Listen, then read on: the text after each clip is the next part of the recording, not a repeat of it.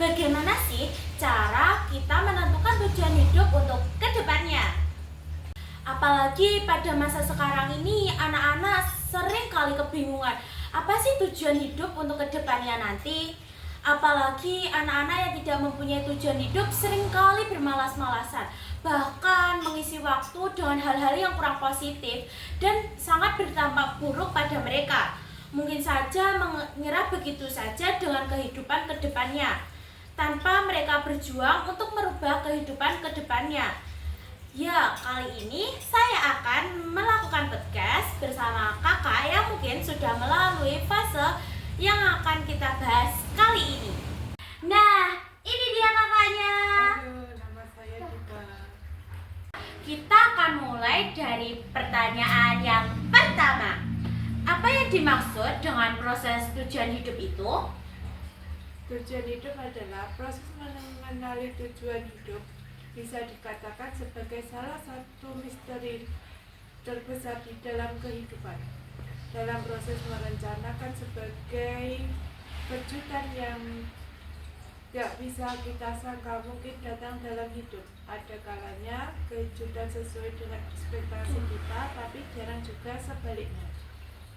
Tak jarang itu muncul di dalam dilema dalam diri kita, seperti harus memilih jalan dalam suatu persimpangan.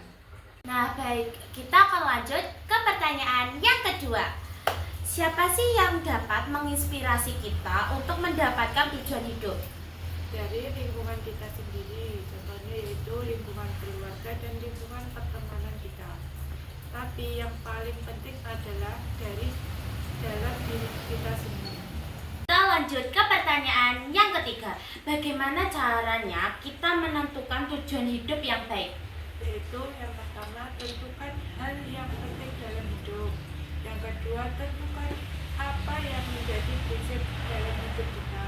Yang ketiga, tentukan secara jelas. Dan yang keempat, ciptakan tujuan untuk dicapainya, bukan dihindari. Kita akan lanjut ke pertanyaan berikutnya. Kapan kita dapat menentukan tujuan hidup? Yaitu kapan saja kita dapat menentukannya, karena di waktu kosong ini mungkin kita dapat berpikir untuk melakukan hal apa saja yang dapat kita lakukan esok dan nanti dan bahkan ke depannya. Lanjut ke pertanyaan yang berikutnya. Di mana kita mendapatkan motivasi yang dapat memberikan semangat untuk kedepannya?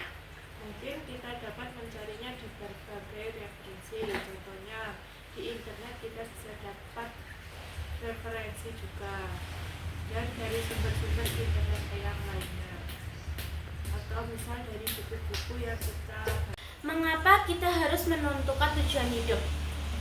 Karena dengan mempunyai tujuan hidup yang jelas, kita dapat mengatur prioritas, mengelola waktu dan efektif, dan merasakan kepuasan yang mendalam atas pencapaian yang kita raih. Apa yang menghambat kita untuk menentukan tujuan hidup?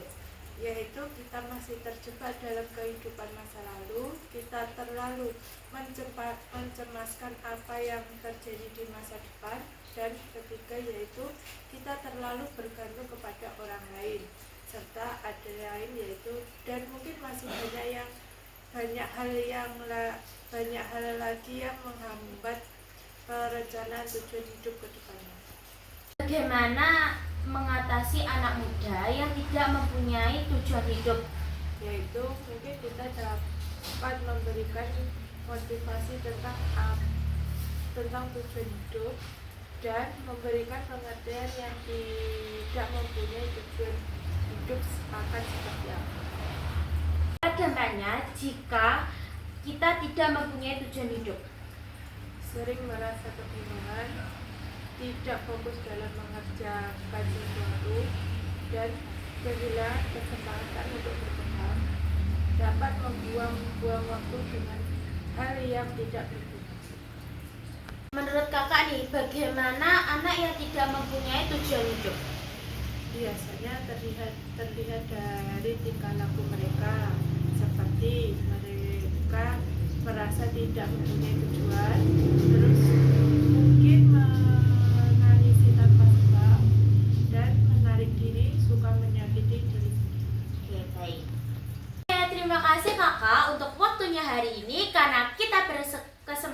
untuk membahas topik hari ini. Terima kasih. Buat teman-teman semuanya, tentukan tujuan hidup kalian mulai saat ini. Jangan sampai terlambat. Saya Gisela Andeyasta pamit undur diri. Mohon maaf jika ada salah kata dalam kita podcast hari ini. Wassalamualaikum warahmatullahi wabarakatuh. Bye bye teman-teman.